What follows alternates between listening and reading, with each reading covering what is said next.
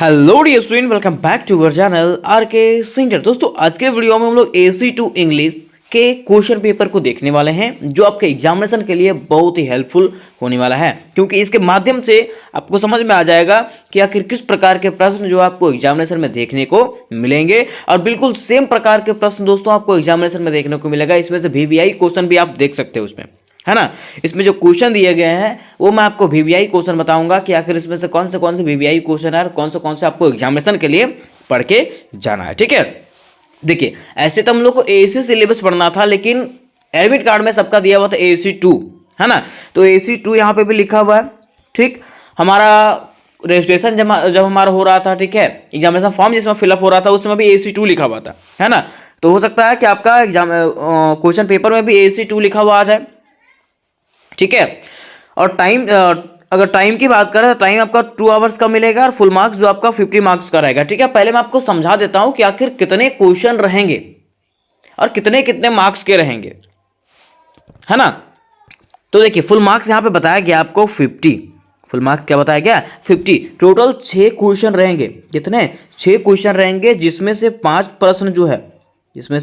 5 प्रश्न जो है वो 8-8 नंबर के रहेंगे। कितने?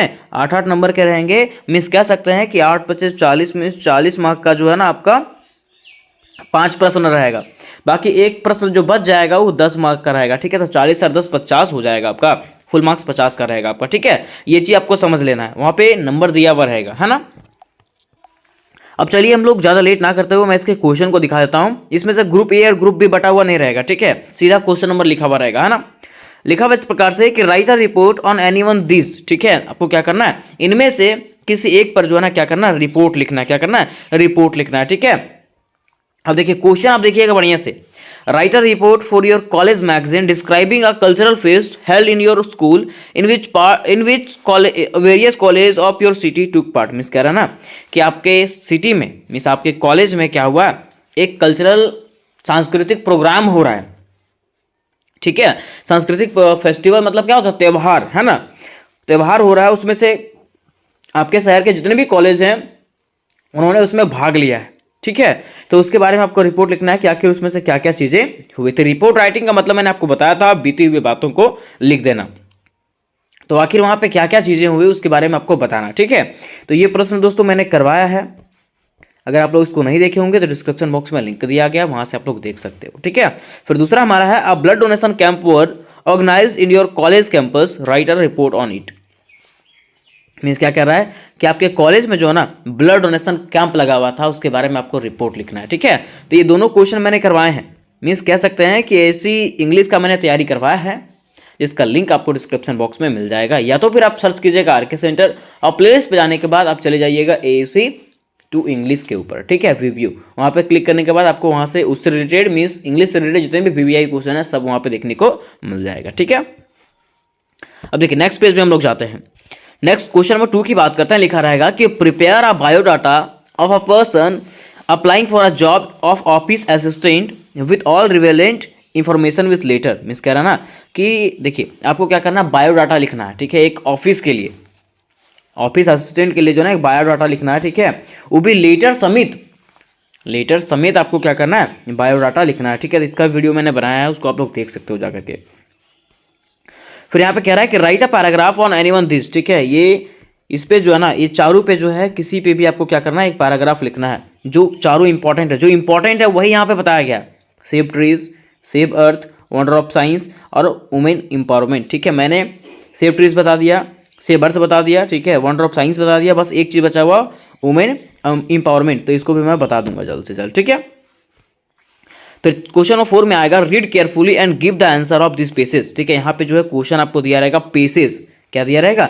पेसेज, जिसको हम लोग हिंदी में गद्यांश कहते हैं। गद्यांश यहाँ पर दिया हुआ रहेगा, उसको पढ़ना है और उसको पढ़ के जो है आपको आंसर देना है। ठीक है, जैसे मान लीजिए मैं बोलूंगा कि राम और मोहन तिलैया गए थे, वो लोग तिलैया जाने के बाद रसगुल्ला खाया, तो आपको फिर पूछेगा क्वेश्चन में कि राम और मोहन क्या खाया था? तो रसगुल्ला खाया था, है ना। इस प्रकार से क्वेश्चन वहाँ पे पूछा हुआ रहेगा। ठीक है, आप पढ़ोगे तो तुरंत आपको समझ में आ जाएगा। ठीक है, जैसे कि देखिए यहाँ पे पेसेज दिया हुआ था, sun is the centre of our solar system, कि सन जो होता है, सूर्य जो होता है हमारे सौर सिस्टम का, सौर ग्रह का जो है ना, मीन्स क्या कह सकते हैं उसको, सौर मंडल का जो है सबसे सेंटर में होता है, ठीक है। तो ये पेसेज है, इसको पढ़ने के बाद, ये पेसेज जब आप पढ़ोगे ना तो आपको सारे डिटेल समझ में आ जाएंगे। जब डिटेल समझ में आ जाएंगे तो यहाँ पे आपको क्वेश्चन पूछा हुआ रहेगा कि what is a sun mainly made of, ठीक है। सन जो है वो किससे बना हुआ होता है, ठीक है। तो यहाँ पे जो है सब कुछ बताया हुआ रहेगा। देखिए यहाँ पे लिखा हुआ it is a hug ball of hot gases mainly hydrogen and helium, ठीक है। ये किससे बना होता है? हाइड्रोजन और हीलियम से। तो आपको समझ में आ जाएगा हाइड्रोजन और हीलियम, ठीक है।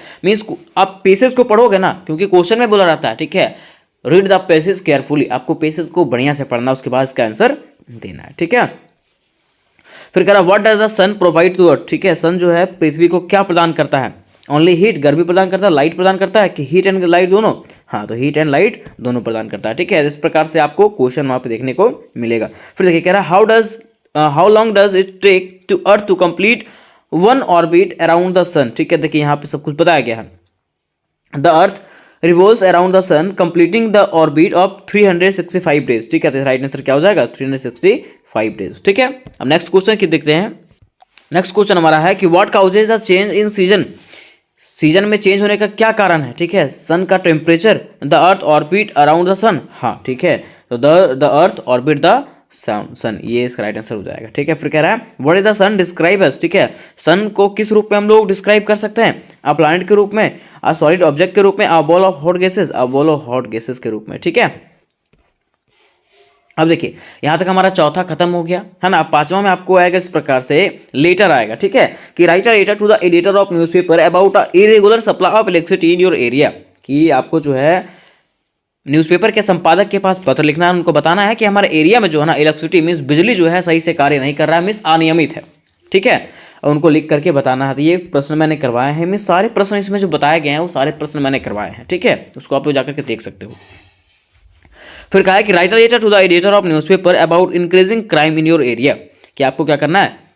न्यूज़पेपर के संपादक के पास पत्र लिखना है और बताना है कि हमारे एरिया में जो है ना क्या बढ़ चुका है? क्राइम रेट जो है वो बढ़ चुका है, क्राइम बढ़ चुका है, अपराध बढ़ चुका है, दिनों दिन चोरी हो रही है, ठीक है। कभी इसको मार दिया जा रहा है, कभी उसको मार दिया जा रहा है। तो ये सब घटनाएं घटित हो रही है, इसलिए आप अपने पेपर में क्या करें, ये सब न्यूज़ को छापें ताकि हमारे आसपास के पुलिस स्टेशन जो हैं वो इस पर कार्रवाई करें, ठीक है। अब देखिए क्वेश्चन नंबर 6 जो आपका लास्ट रहेगा वो रहेगा ट्रांसलेट इनटू हिंदी, ठीक है। आपको इसको हिंदी में ट्रांसलेट करना पड़ेगा। क्वेश्चन आपको दिया हुआ रहेगा, उसको हिंदी में आपको ट्रांसलेट करना रहेगा, ठीक है। तो ये आपका पेसेज है ना। ये पेसेज को आप पढ़ोगे ना, ठीक है, मतलब पेसेज क्या है? ये इंग्लिश का ट्रांसलेशन है। इसको पढ़ के आपको क्या करना है? इसको हिंदी में ट्रांसलेट करके लिखना है, ठीक है, कि इसका मीनिंग क्या है, ठीक है। जैसे लिखा हुआ poetry is the language of imagination and the passion, ठीक है। मीन्स कविता जो होता है वो क्या होता है? लैंग्वेज होता है, भाषा होता है किसका? कल्पना का भाषा होता है, ठीक है। तो ये सब चीज़ आपको पढ़ करके इसका हिंदी करके लिखना है। बस यहीं पे जो है आपका क्वेश्चन खत्म हो जाएगा, ठीक है। तो उम्मीद कर दोस्तों कि आपको समझ में आ गया होगा कि किस प्रकार के प्रश्न आपको एग्जामिनेशन में देखने को मिलेंगे। अब मैंने आपको बताया कि इससे रिलेटेड अगर वीवीआई क्वेश्चन चाहिए होगा तो वीवीआई क्वेश्चन का लिंक आपको डिस्क्रिप्शन बॉक्स में दिया रहेगा, और व्हाट्सअप ग्रुप और टेलीग्राम ग्रुप का भी लिंक डिस्क्रिप्शन बॉक्स में दिया गया है। वहाँ से जाकर के आप लोग मेरे व्हाट्सअप ग्रुप और टेलीग्राम ग्रुप में ज्वाइन हो सकते हो। एग्जामिनेशन से पहले आपको PDF भेज दिया जाएगा, ठीक है। तो मिलता है नेक्स्ट वीडियो में, तब तक के लिए जय हिंद, जय भारत।